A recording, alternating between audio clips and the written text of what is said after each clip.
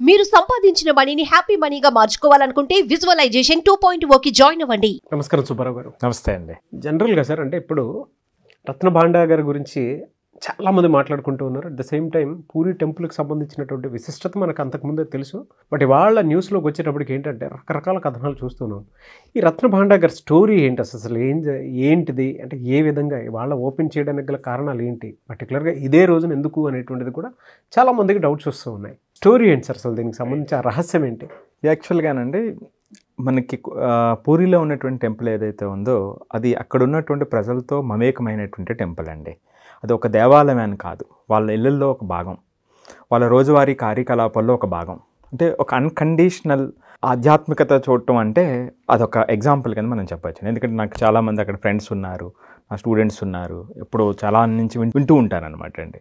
So అంత గొప్ప విశిష్టత ఉన్నటువంటి ప్లేస్ అండి అది, పర్టికులర్లీ ఆ టెంపుల్ విషయంలో. ఇక ఈ అంశానికి వచ్చినప్పుడు సుమారుగా 12వ శతాబ్దం దగ్గర నుంచి ఈ గుడి మొదలవటం జరిగింది.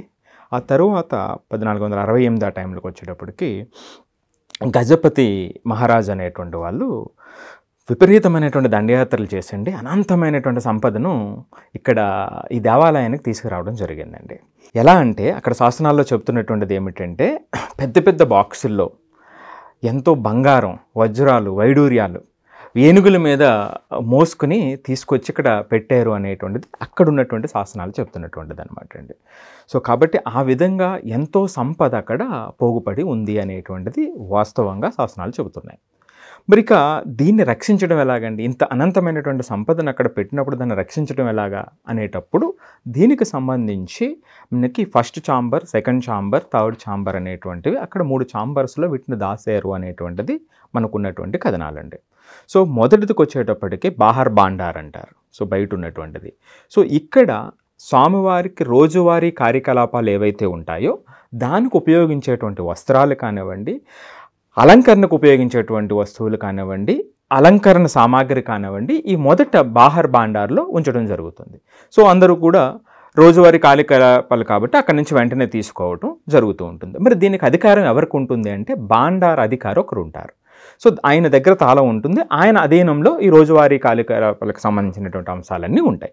అట్లాగే ఉత్సవాలు జరిగినప్పుడు సంబంధించినటువంటి సామాగ్రి కూడా ఆయన అధీనంలో ఉంటుంది. ఇక రెండో విషయానికి వచ్చేటప్పటికి బిటర్ బాండార్ అండి రెండవది. సో రెండవ ఛాంబర్ అనమాట అండి. ఈ బిటర్ బాండార్లో కొంత సంపద ఇక్కడ చాలా దాసారు అనేటువంటిది అందరికీ తెలిసినటువంటిది. ఇది ఎప్పటి నుంచో ఉన్నప్పటికీ కూడా రీసెంట్గా 1978లో దీనికి సంబంధించినటువంటి ఒక అంచనా వేయటం జరిగింది. అక్కడ గణన చేశారు అక్కడ ఏమేమి ఉన్నాయనేటువంటిది. సో గణన చేసి ఆ తరువాత ప్రతి 3 సంవత్సరాలకి ఒకసారి గణన చేయాలి అనేటువంటిది కోర్టు ద్వారా ఆర్డర్ వచ్చినప్పటికీ అప్పటి నుంచి చేయట్లేదు అనేక కారణాల వల్ల. సో ఇక ఈ రెండో బాండార్లు, బిటర్ బాండార్లో ఏదైతే ఉందో సంపద అప్పుడు లెక్కించినటువంటిది ఏమిటంటేనండి సుమారుగా 12 కేజీల పైన ఉన్నటువంటి కిరీటాలు, జగన్నాథుడిది కానివ్వండి, సుభద్ర మాతది కానివ్వండి, బలభద్రుడిది కానివ్వండి, అలాంటి కిరీటాలు 12 కేజీల కన్నా ఎక్కువ ఉన్నటువంటివి ఉన్నాయి. సుమారుగా 600, 576 వివిధ రకాలైనటువంటి సామాగ్రి అక్కడ బంగారానికి సంబంధించినటువంటివి ఉన్నాయి అనేటువంటి అప్పుడు గణాంకాలు చెబుతూ ఉన్నాయి. ఇక మూడోది మిస్టరీ అండి. ఇక మూడో బాండార్ ఏదైతే ఉందో ఈ రెండో బాండార్ నుంచి మూడో బాండార్కి ఒక మార్గం ఉందని, దానికి సొరంగాలు ఉన్నాయని రకరకాల కథనాలు జరుగుతూ ఉన్నాయి.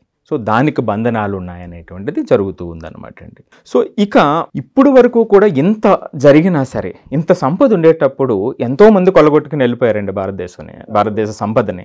అలాగే బ్రిటిష్ వాళ్ళు కూడా ఎంతో సంపదని తీసుకెళ్ళిపోయారు. మరి ఏం జరిగింది, అప్పుడు ఎందుకు తీసుకువెళ్ళలేకపోయారు వీళ్ళందరూ అంటే, బ్రిటిష్ వారి టైంలో కూడా వాళ్ళు ప్రయత్నించినప్పటికీ కూడా ఇక్కడున్నటువంటి శక్తులు, ఇక్కడ ప్రజలు చూపించేటువంటి ఆధ్యాత్మికత చూసి, అక్కడున్నటువంటి శక్తులు చూసి వాళ్ళు కూడా భయపడినటువంటి సందర్భం అండి. వాళ్ళు అందుకే మిస్టీరియస్ గాడ్ అని ఇక్కడ వాళ్ళు అనుకుంటూ ఉండేవారటండి. అందుకని ఇక్కడ కార్యకలాపాల్లో వాళ్ళు ఎప్పుడూ కూడా కలగ చేసుకోకుండా ఏదైతే జరుగుతుందో అదే కార్యకలాపాలని వాళ్ళు చేయటం జరిగిందనమాట అండి. కొన్ని సందర్భాల్లో ప్రయత్నం జరిగినప్పుడు జరిగినటువంటి సంఘటనలు వాళ్ళని భయానికి లోను చేశాయి. అంతేకాకుండా 1400 దగ్గర నుంచి అంటే మీకు ఎన్నెన్నో దండయాత్రలు జరిగి ఉన్నాయి. ప్రతి సందర్భంలో కూడా అక్కడ వరకు చేరుకోలేనటువంటి పరిస్థితి అనమాట అండి జనాలు. అంటే మీరు చెప్పిన కాంటెక్స్ట్ ప్రకారం ఇప్పుడు ఇది ఓపెన్ చేసినా కూడా ఫర్దర్ కాన్సిక్వెన్సెస్ అనేవి ఉంటాయని మనం అనుకోవచ్చు. అనుకోవచ్చు ఓకే, ఖచ్చితంగా. Okay sir. ఈ విధంగా ఎవరు ప్రయత్నం చేసినప్పటికీ కూడా, ఉదాహరణకి 1978లో గణాంకాలు జరిగినాయి అంటున్నాం కదా, తర్వాత 82, 85 టైంలో కూడా 3వ భాండార్ని ఓపెన్ చేయటానికి మన అఫీషియల్స్ వెళ్ళటం జరిగిన తర్వాత అక్కడ చెప్తున్నటువంటి గణాంకాలు ఏం చెప్తున్నాయంటే, సమాచారం ఏముందంటేనండి, అక్కడ వరకు వెళ్ళినటువంటి అధికారులు 3వ భాండార్ తెరిచేటువంటి ఉద్దేశంతో వెళ్ళిన తర్వాత ఏదో ఒక శక్తి వాళ్ళని గెంటి వెనక్కి తోసేసింది, మేము ఇంకా వెళ్ళలేకపోతున్నామని ఆయన వాళ్ళ రిపోర్ట్లో రాసి సబ్మిట్ చేయడం జరిగిందనమాట అండి. ఎప్పుడైతే ఇలా జరిగిందో అక్కడ ఉన్నటువంటి పూజారులు, లోకల్గా ఉన్నటువంటి వ్యక్తులు అంతా కూడా ఇది ఓపెన్ చేయడం కరెక్ట్ కాదు, ఇది ఓపెన్ చేయటం వల్ల అనేక అనర్థాలు జరుగుతాయి, పూరీకే కాదు, ఒరిస్సా రాష్ట్రానికే కాదు, దేశానికి, భూమండలానికి కూడా చాలా ప్రమాదం జరుగుతుంది, ఇలాంటి ఆలోచనలు విరమించుకోండి అని అక్కడ పూజారులు కూడా చాలా గట్టిగా చెప్పడంతో అవి ఇంకా ముందుకు వెళ్ళలేదన్నమాట అండి. ఆ స్టెప్స్ ఎప్పుడైతే ప్రతి 3 సంవత్సరాలకి ఓపెన్ చేయాలి, ఇది చేయాలి అనేటువంటి ఏదైతే ఉందో అవన్నీ కూడా ఆగిపోయినాయి అనమాట అండి. సో మరి ఇప్పుడు ఎందుకు ఓపెన్ చేస్తున్నారు అని అనుకునేటప్పుడు, ఈ మధ్య జరిగినటువంటి కొన్ని సుమారుగా 25-30 సంవత్సరాల మధ్యలో జరిగినటువంటి అంశాల్లో ఈ 2వ భాండార్ ఓపెన్ చేయాలన్నప్పుడు కూడా దీనికి 3 తాళాలు ఉంటాయన్నమాట అండి. ఒకటి, గజపతి రాజులు ఎవరైతే ఉన్నారో వాళ్ళు వంశం ఎవరైతే రిప్రజెంటేటివ్ ఉన్నారో వాళ్ళ దగ్గర ఒకటి, భాండార్ అధికారి దగ్గర ఒకటి, కలెక్టర్ దగ్గర ఒకటండి. ఈ 3 పెట్టి ఓపెన్ చేస్తేనే అది ఓపెన్ అవుతుంది. సో ఇక్కడ జరిగిన ట్విస్ట్ ఏంటంటే, ఇందులో ఒక తాళం మిస్ అయ్యింది అనేటువంటి అంశం కోర్టుకు కూడా గవర్నమెంట్ వాళ్ళు, అప్పుడు ఉన్నటువంటి గవర్నమెంట్ తెలియజేయడం జరిగింది. సో మరి ఓపెన్ చేయడం ఎట్లాగంటే, కొన్ని రోజులేమో మా దగ్గర డూప్లికేట్ కీ ఉందని, కొన్ని రోజులు లేదని. సో ఈ విధంగా ఎప్పుడైతే అక్కడ లోకల్గా ఇది ఓపెన్ చేయకూడదు అనేటువంటిది గట్టిగా ఉందో అది జరగటం జరిగింది. ఇక 2018లో అక్కడ ఉన్నటువంటి కోర్టు తీర్పిచ్చి ఇది ఓపెన్, అప్పటికి కీ దొరికింది అని మళ్ళీ గవర్నమెంట్ సబ్మిట్ చేయడంతో ఇది ఓపెన్ చేయండి అనటంతో మరలా ఈ తర్వాత ఈ మధ్య కాలంలో రాజకీయం, ఎలక్షన్ జరగటం, బీజేపీ గవర్నమెంట్ లేదు మేము ఓపెన్ చేయిస్తాననటంతో వాళ్ళ మాట ఇవ్వటం, వాళ్ళ గవర్నమెంట్ రావటం, ఇది ఇప్పుడు ఓపెన్ చేయడానికి ఇప్పుడు ముహూర్తం చేశారనమాట అండి. సో వీళ్ళు 2 నుంచి 3కి వెళ్తారా, లేదా 2లో ఏదైతే ఇది వరకు గణన చేశారో దాన్ని మరలా చెక్ చేసి ఆగుతారా అనేటువంటిది మనకు తెలియదండి. ఇక్కడ ఇంకొక కారణం ఏమిటంటే, నేను ఇప్పుడే చెప్పాను 1985 ఆ టైంలో ఆర్కియాలజీ డిపార్ట్మెంట్ వాళ్ళు కూడా లోపల నుంచి చూడడం జరిగింది. 2వ భాండార్కు వెళ్ళి అక్కడ ఉన్నటువంటి పరిస్థితుల్ని అంచనా వేసిన టైంలో అక్కడ ఉన్నటువంటి రూప్ ఏదైతే ఉందో అది కొంచెం నాశనం అయ్యేటువంటి దశలో ఉంది. సో దీనికి రక్షణ కావాలి అనేటువంటి రిపోర్టు కూడా వాళ్ళు కోర్టుకి ఇవ్వటంతోనే కోర్టు మీరు వెళ్ళండి, ఓపెన్ చేయండి, దాని రక్షణ చర్యలు కూడా చేపట్టండి అనేటువంటి ఆర్డర్ ఇవ్వడం జరిగిందనమాట అండి. జనరల్గా అడుగుతున్నాను సార్, ఈ నాగబంధనం కాన్సెప్ట్ ఏంటి సార్? అంటే రకరకాల పాములతో కూడుకున్నటువంటి ఇది ఉంటుంది అనేటువంటి ఒక్కొక్కటి వినిపిస్తూ ఉంది. అవునండి. నాగబంధనం కాన్సెప్ట్ ఏంటి? ఇప్పుడు జనరల్గానండి నాగం అంటే పాము అండి, అది ఒక సంరక్షణకి, జ్ఞానానికి ప్రతీక అండి. సో దాన్ని రిలేట్ చేసుకుని మన స్పిరిచువల్లో దానికి ఒక శక్తిని ఇవ్వడం జరిగింది. ఉదాహరణకి మనం జనరల్గా మనసులో ఏం చేస్తామంటే అండి, ఇప్పుడు నేను ఏదైతే నమ్ముతున్నానో ఆ నమ్మక వ్యవస్థలోనే బయట చూస్తాను. సైన్స్ ఏం చెప్తుంది అంటే, ఏదైతే కనిపిస్తుందో దాన్నే నమ్ముతుంది. స్పిరిచువల్ అనేటువంటిది ఈ రెండింటికి అతీతమైనటువంటిది, దానికి మించి ఉన్నటువంటిదండి. సో ఆ కోణంలోనే మనం చాలామంది యోగా గురించి తెలిసినటువంటి వాళ్ళకి కుండలిని ఎనర్జీ అని, శక్తి అని వింటూ ఉంటారండి. జనరల్గా మనం చూస్తే అండి, వెన్నుముక అనేటువంటిది చాలా ప్రధానమైనటువంటిది. మనం ఇలా ఉన్నాము అంటే వెన్నుముక అనేటువంటిదే కారణం. సేమ్ పాము ఉన్నట్టే ఉంటుంది. సో ఆ కిందనండి మూలాధార చక్రం ఉంటుంది. సో దీన్నే మనం ఒక రకంగా నాగబంధనం అంటారు. ఎప్పుడైతే ఇది అవేకన్ అయ్యిందో ఆ మనసులో మొట్టమొదటి స్థాయిలో వచ్చేటువంటి ఎన్లైట్మెంట్ వస్తుంది అని చెప్తారు. సో ఆ ఎన్లైట్మెంట్ని సరైన వ్యవస్థలో, సరైన దారిలో యూజ్ చేయకపోతే ఏమవుతుందంటే అది చాలా అనర్థాలను కూడా తీసుకొస్తుందండి. సో అంటే ఇట్లా దీనికి ముడిపడి ఉన్నటువంటి విధానం అన్నమాట అండి. సో యోగా శాస్త్రం ఎవరికైతే తెలుసు, ఇది చాలా అందరికీ కూడా చాలా బేసిక్ అనమాట అండి. ఆ కుండలిని ఎనర్జీ అనేటువంటిది వాళ్ళు వింటూ ఉంటారు.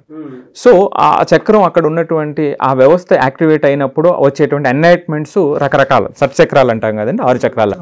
ఒక మనిషిని అంటే ఆ ఎనర్జీ ఎప్పుడైతే మనిషిలో యాక్టివేట్ అవుతుందో మనిషిని ఆపలేమండి. సో అలాంటి శక్తి అక్కడ ఖచ్చితంగా అండి.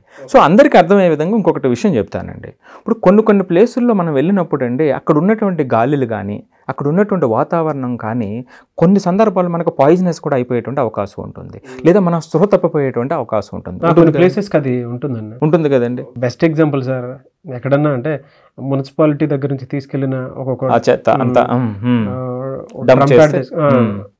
డంప్ యార్డ్ దగ్గరికి వెళ్తే మనకి తెలియకుండానే ఆ గాలి సోకిన, లేదంటే మనకు తెలియకుండానే అక్కడ ఉండేటువంటి గాలి పీల్చుకున్నా కూడా బాడీ ఇమీడియట్గా అవుతుంది కదండి.